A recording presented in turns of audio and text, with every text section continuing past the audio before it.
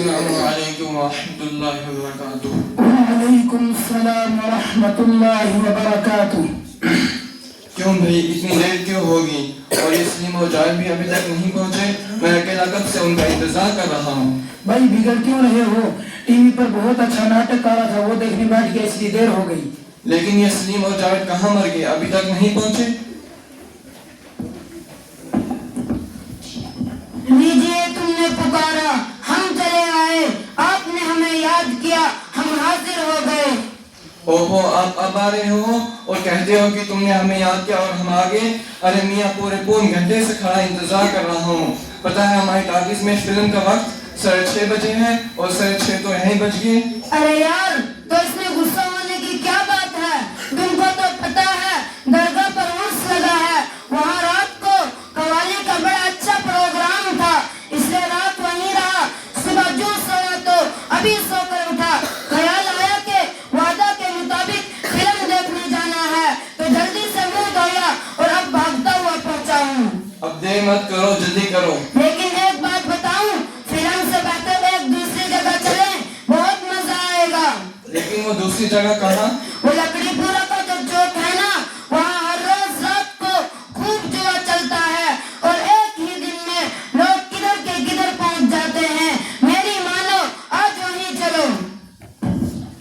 ہاں وہیں چلو۔ چلو پھر، اب دیر مت کرو۔ ارے وہ جانے والوں، ذرا ٹھہرو، میری بات سنو۔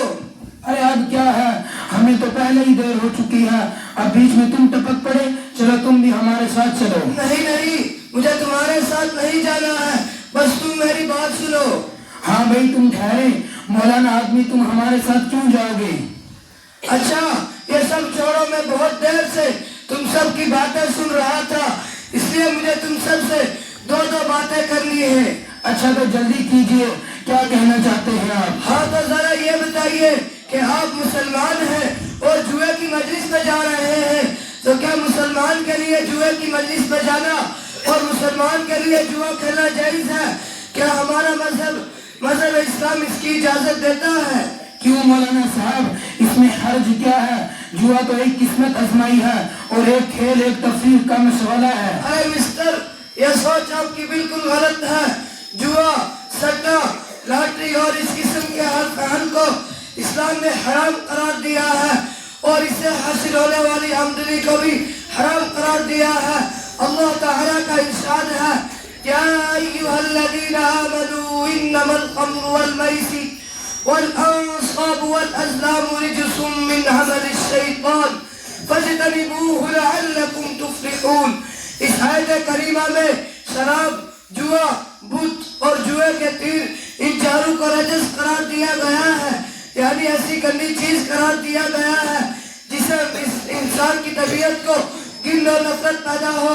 اگر انسان کے پاس عقل سلیم ہے تو خود ہی ان گناہونی چیزوں سے بچے گا۔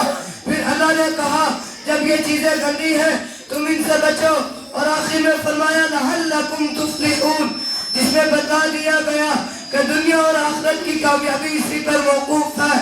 اس لیے مولانا محترم، مسلمان ہونے کی حیثیت سے ہمارے لیے ضروری ہے کہ ہم ان شیطانی اور گندے کاموں سے پرہیز کریں اور ان کے قریب بھی نہ جائیں۔ آئیے آپ لوگوں کی عقل کے چوٹے میں اور کچھ سمجھاؤں۔ جی ہاں۔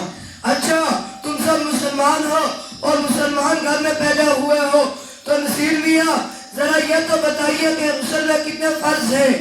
ارے مولانا سیدھی بات ہے کہ غسل میں 4 فرض ہیں۔ نمبر 1 تولیہ کا ہونا، نمبر 2 صابن اور صابن دانی کا ہونا، نمبر 3 غسل خانے میں بالٹی کا ہونا، نمبر 4 نہانے کے بعد سر میں تیل لگانا۔ لا حول ولا قوت الا باللہ۔ کتنا افسوس و شرم کی بات ہے کہ آپ پیدائشی مسلمان ہیں، آپ کو پاک ہونے کا طریقہ بھی معلوم نہیں۔ سلیم میاں ذرا آپ بتائیں کہ اسلام میں کتنے ارکان ہیں؟ اسلام میں 5 ارکان ہیں۔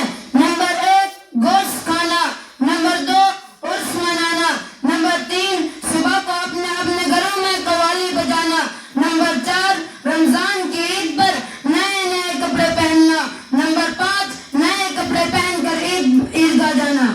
استغفر اللہ وسلم میاں، اتنی سی مسلمانی اور اس میں بھی آنا کاری، کتنے افسوس کا مقام ہے کہ ہم مسلمان ہیں لیکن ہمیں اپنے دین کی موٹی موٹی چیزیں معلوم نہیں. ارے میاں ذرا اس وقت کا تصور کیجئے جب قیامت کا دن ہوگا, زمین تانبے کی ہوگی, سورج سوا نیزے پر آ جائے گا, اس وقت کا کیا عالم ہوگا. ایسے کٹن وقت میں جوا, سٹا اور فلم کام آئے گی. کیا یہ چیزیں اللہ کے عذاب سے نجات دلا سکتی ہے؟ نہیں, ہرگز نہیں. میرے بھائیوں, ایسے کٹن وقت میں نماز کام آئے گی اور روزہ کام آئے گا اور قرآن کی تلاوت کام آئے گی. اور اگر دنیا سے انسان ایسے ہی چلا گیا تو اللہ کی عدالت میں کیا جواب دے گا؟ ارے جناب, اللہ تعالیٰ سب سے پہلے یہ سوال کریں گے کہ تم نے نمازیں کتنی پڑھی ہیں. ہم نے 5 وقت کی نمازیں فرض کی تھی, وہ ادا کی یا نہیں. یہ کتنی غلط بات ہے کہ جسم اللہ نے دیا, آنکھ اللہ نے دی, زبان اللہ نے دی, ہاتھ پیر اللہ نے دیے, کھانے پینے کو وہ دیتا ہے اور پھر بھی ہم اس کی خلاف ورزی کرتے ہیں. یہ کہاں کا انصاف ہے؟ کیا یہی انصاف ہے کہ سب کچھ وہ دے اور حکم دوسروں کا مانے؟ نہیں مولانا صاحب, یہ تو کھلی بغاوت ہے کہ سب کچھ وہ دے اور پھر بھی ہم اس کی عبادت نہ کریں. مولانا صاحب, ہم بہت شرمندہ ہیں. آج آپ نے ہماری آنکھوں سے غفلت کی پٹی اتار دی اور ہم کو اپنے ضمیر کے آئینے میں صاف نظر آ رہا ہے کہ ہم کتنے گناہگار ہیں اور اللہ کے احکام سے کتنے بغاوت کر رہے ہیں. آپ اللہ سے دعا کیجئے کہ اللہ تعالی ہمیں ان برائیوں سے دور رکھے اور شریعت رسول اللہ صلی اللہ علیہ وسلم کا پابند بنائے. آمین. مولانا صاحب, میں بھی آپ سے وعدہ کرتا ہوں کہ آج کے بعد ایسے گندے اور شیطانی کاموں میں کبھی نہیں جاؤں گا. اچھا ہوا کہ میرے ابو کو پتہ نہیں چلا, ورنہ بہت پٹائی کرتی. اچھا, تم دلو بہت اچھے بچے ہو, بڑوں کی بات مانتے ہو اور ہمیشہ بڑوں کی بات ماننے میں فائدہ ہے. جی ہاں. اور سنو, عید کے بعد مدرسے کھل جائیں گے, تم سب پابندی سے مدرسے میں جاؤ, قرآن سیکھو, اپنے دین کی ضروری چیزیں سیکھو کہ مسلمان کے لیے حرام کیا ہے اور حلال کیا ہے. تم صحابہ کرام رضی اللہ عنہم کی زندگی پڑھو یا سنو کہ انہوں نے دین حاصل کرنے کے لیے کتنی قربانیاں دی. انہوں نے دین کے خاطر گھروں کو چھوڑا, وطن کو چھوڑا اور یہاں تک کہ اپنی جان عزیز کو بھی اللہ کی راہ میں قربان کر دیا اور یہ کہہ دیا کہ جان دے دی ہوئی اسی کی تھی, جان دے دی ہوئی اسی کی تھی. حق تو یہ تھا کہ حق ادا نہ ہوا. اچھا, وعدہ کرو کہ عید کے بعد مدرسے جاؤ گے. انشاءاللہ ہم آپ سے وعدہ کرتے ہیں کہ دین کی ضروری باتیں سیکھنے کے لیے مدرسے جائیں گے. چلو اب چلتے ہیں, پھر کبھی ملاقات ہوگی. بہت بہت شکریہ. السلام علیکم. وعلیکم السلام ورحمۃ اللہ وبرکاتہ.